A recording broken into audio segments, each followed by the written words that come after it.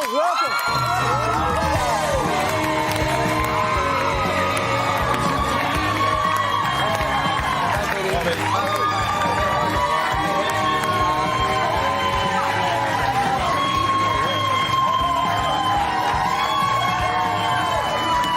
at that, still got it. Thanks for that. Still got it, haven't I? Right. Isn't it lovely to see me? Thank you. We've cuffed them to the chairs so they can't storm the stage. It's okay. First things first, how's the mullet going? Mullet's coming on all right, actually. I'm thinking of tapering this down at the sides for the game on Saturday. Oh, yes. I don't know, but I actually was going to do full mullet with a wig, and I tried the wig on today, and it just looks too ridiculous. But I do have a fake moustache that I could wear, genuinely. But I'm not sure if I'll be using it or not. We'll see. So you're performing at the grand final on Saturday. Are you stoked? Excited?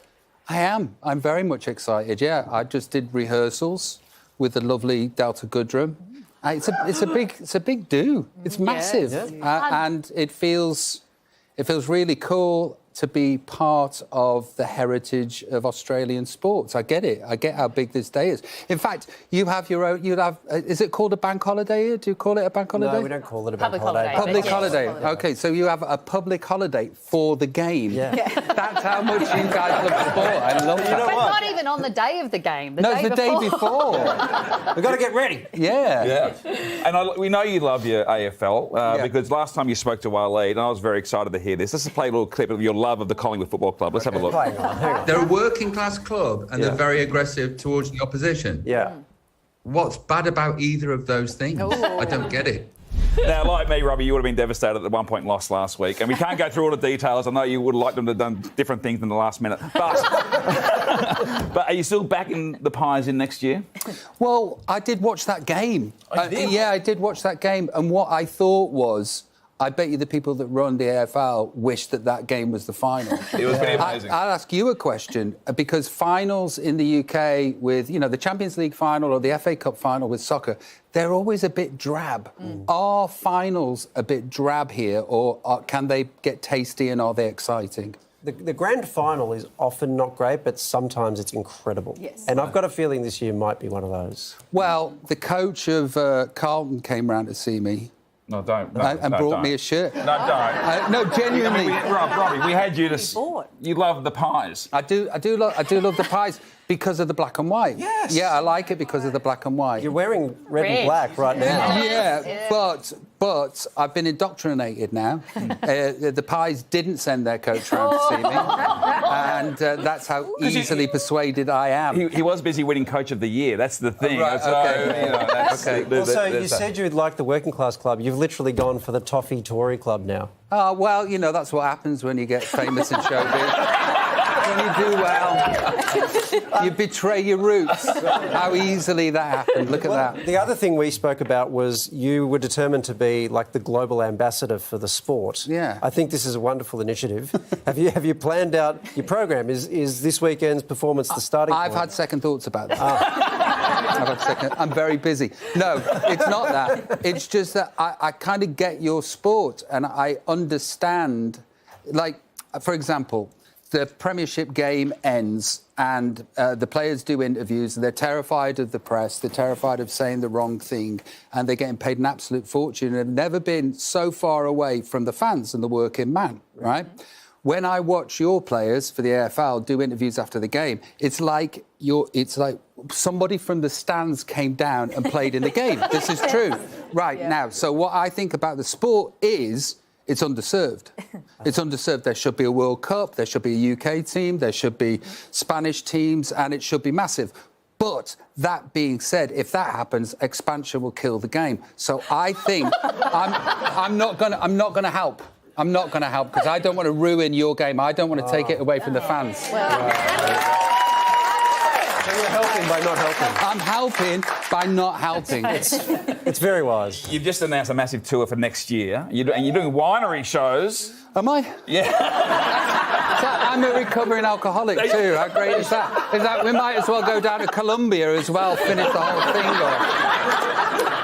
doing gigs in the forest. They probably should have mentioned that to you, Robbie. The boozy crowds make for better audiences. Are they boozier at wineries or? It just depends on the day, and it depends how hot it's been, and it depends how long they've been there. I've done the wineries before, and some of the crowds, they're a bit different.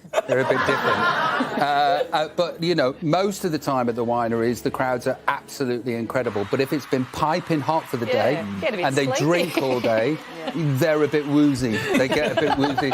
They're really into the ballads but can't be bothered with the other stuff. You hear the swearing when they sing? It's just, look, it's just so sloppy. Come and see it happen. We're very excited about the 25, the album coming out. And the album cover, we have a pic of the album cover. I mean, this is... I mean, you put yourself on a pedestal and you're naked. That's confidence, Robbie. That's the funny thing is that I wasn't even a photo shoot.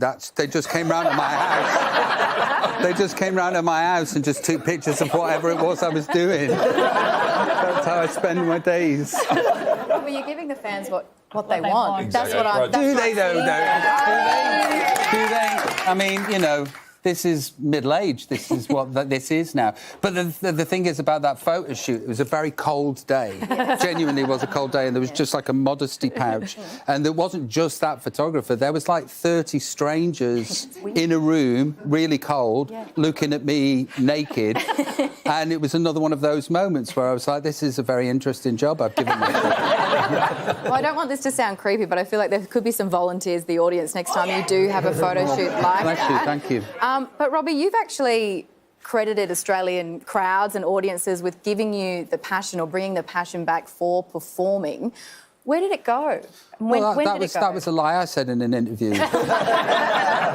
No, it didn't go. It wasn't about the passion coming back. That wasn't the case. It was I did 2 gigs in Melbourne at the Rod Laver just recently, and after COVID, I was stood at the back, first big gigs back, and I just looked at the audience, and all of a sudden it became a massive room full of lots and lots of people that have turned up to see me, that have left their houses and booked babysitters and whatever. And genuinely, without sounding over sincere, because you can go around the world and you can become a bit blasé. Not that you don't respect it or love it or are grateful, but it's just another room full of people or a stadium full of people. And then there was like a real moment of clarity where it was like, wow, I'm so lucky. And I don't like sincerity, but there you go. I gave it a good go. Will your fam travel out with you next year when you come tour? I really hope so. The kids are all homeschooled right now because I don't want to be that dad that when they're 20, 21, they've never met me. And my job, fortunately and unfortunately, means I'm never in one place long enough. So at the minute they're homeschooling and they can come with me. My wife they need a high school experience. I'm like, they really don't. You know, I don't know. I just want them to be with me all the time. There I go, being sincere again. I was going to say, what's happening? 2 in an interview. Hey, it looks like you passed down your musical genes too. There was a video of Teddy playing, like, amazing. I think we've got a little bit of it here. I mean, is this the Williams future we're looking at here? Yeah, she's, unbelievable. She has been singing and making up songs since she could talk, and she's really progressed from there now. There's no stopping her. She, fortunately and unfortunately, once again, she's going to be in this industry. She's very much got jazz hands. She came out the womb with jazz hands, which was very painful for the wife. Mate, we're so stoked to have you back in the country. You shot your biopic here. I was at Rod Laver Arena when you shot some stuff for that night, for the movie. Is it true? We've heard... It sounds like you're swinging for the fences in this biopic. Is it true that you're played by an ape? Like a CGI I cannot confirm or deny that. But like, have you heard that rumour? I do like taking big swings, and yes, I have heard that rumour. I just love things with tons of jeopardy, and everything that I do has tons of jeopardy because I don't know what I'm going to do or say next. And so it is with the film too. What we're doing is a big swing, but I've seen rushes, I think they call it in the film industry, and I'm very confident that we've got something very special. If there was an ape, would the ape have tats as well, or is it a tatless ape? I don't know. Like I say, I can neither confirm or deny. What I love is that you're unable to deny that you will be an ape in this film. Yeah. That's remarkable. You can't deny that. I think, look, you know, there's so much money and time gone into this film that whatever we're doing with it, we have to go over the hill all together with the press and the promotion and the everything all at once. So I don't want to release any spoilers. But at the end of the film, I survive. I don't die. I can tell you that now. In the middle, you might worry about me, but it's fine. I'm here. Look. I think there's some people in the audience that just went, oh, thank goodness. Oh, thank God. He gets out safely. Obviously, so many fanatical fans here that will come up to you whenever. Is there anyone, though, that you are starstruck by in your life at this stage? Which one's the main Hemsworth? Oh, Chris. Yeah. We love all of them. Yeah, both of them. But you're obviously deeply enamored. Chris, right? Yeah, Chris, yes. Yeah, it was a weird thing. I was like at the Beverly Hills Hotel, and I was walking out, and there was Chris, and then I was just like, I couldn't look at him in the eye. Like, I'm a heterosexual guy, but I was just like, Did you talk to him in the I didn't know what to say. So you I said invited him nothing? to my show. I was like, will you come see my show? I'd love you to be there. I do. He's the one for you. Yeah, so he made my tizzer go foo, yeah. Speaking of stars, I interviewed Mel C last week. She's got a memoir out. Did you know that? Yeah, I do. I do know she's got a memoir out because I watched her do a podcast the other night and she was brilliant on it. She spoke very honestly and, you know, she's obviously had to examine her life and how she feels and how she responds to herself and the world around her. And she's done an amazing job. I wanted to get hold of her and just say, you did a great job on that podcast. Well, Yeah. she spoke very fondly of you. I did did she? ask her, because I didn't know that you guys had a brief fling, and I did ask her about that fling. This book's coming out, and I think Robbie's got a record coming out as well, so it's like, oh my gosh, he's been quiet for years, and then all of a sudden it's like, hey, we're doing a show together in a few weeks, I'm going to go like that. You might want to read chapter... Well, because you do say at the end that he wasn't that lovely at the end. Does he know he wasn't that lovely? Oh, yeah, and he's apologised to me, and there's a lot of waters, you know, gone under the bridge. Yeah. Have you got your advance copy, and have you read that? No, I haven't. But I can say what I just said and then leave it at that. No. I mean, I can't wait to see the CGI gorilla in that scene. Okay, it's a monkey.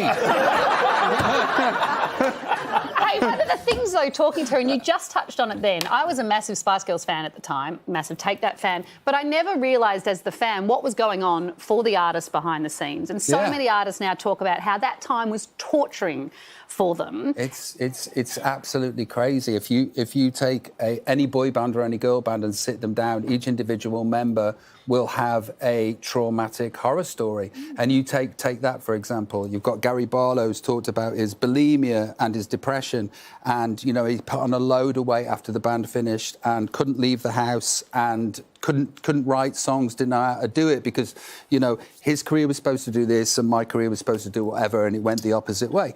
Then you've got Howard in the band that wanted to commit suicide after the band ended. Then you've got Mark, who's been to rehab and has had his own demons. And then you've got Jason that just can't be in the band at all, can't be anywhere near it. And then if you take that story with that band, and then if you replicate it with the Spice Girls too, I'm sure that you will have a similar sort of story. It's incredible. You know, and I'm truly grateful that it happened to me, how it happened to me, and I'm still dumbfounded that nice things keep happening to me, and I've got this album out and everything. But there should be a sort of an examination into this, like a documentary of, OK, what is it that it does? What is it that it does to your insides? Why does it do that? And why are these people responding in this way to what's happening to them? I find it fascinating. Can you be that famous and not have something like that happen along the way? I don't think you can, because I play this game, name me not a mentalist. Name me not a mentalist. Name me not a mentalist. The only person we can come up with is Tom Hanks. But he might just be very good at acting. Seriously, though, it's like anybody that's had that sort of level of fame foisted upon them, or they've seeked it out and they've got it, nobody comes through it unscathed or well. Nobody deals with it well, you know.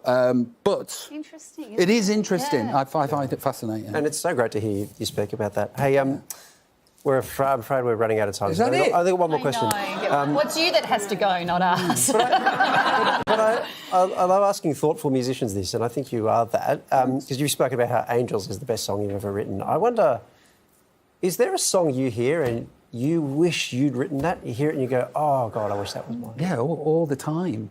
Is there a particular one? Nothing. There's actually so many on a day-to-day basis, and you know, it's like I have a touch of the jealousies going on, but it's. Yeah, no, there's loads and loads and loads. First one that comes to mind is Yellow by Coldplay. That's the first one, but that's not the only one. Right. It happens every day, all day. Well, Pete's written a song he would like to show you. We've got the piano here. Oh, you should have planned this. We haven't got it. Well, it's your music that we love. Your Aussie tour kicks off in November 2023, but tickets go on sale next Friday, September 30, so get ready. Head to our website for details on how to snatch them up. It's been so good.